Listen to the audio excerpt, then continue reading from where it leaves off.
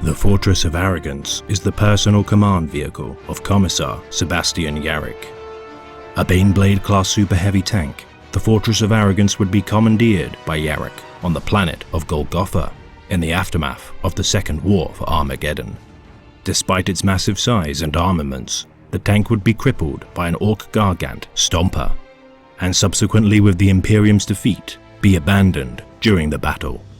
With the dawn of the Third War for Armageddon on the horizon, and with prior warning given to Yarrick by his nemesis, Ghazghkull Mag Uruk Thraka, Yarrick would request the fortress to be reclaimed from Golgotha.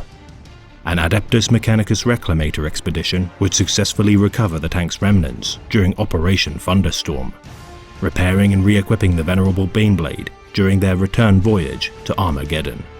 Reunited with his trusty chariot of Ceramite, Yarrick would confront the Greenskin hordes at the forefront of battle atop the Fortress of Arrogance. Refitted with an armored cupola, alike to a sermon pulpit, Yarrick inspires and commands his forces atop his massive war machine.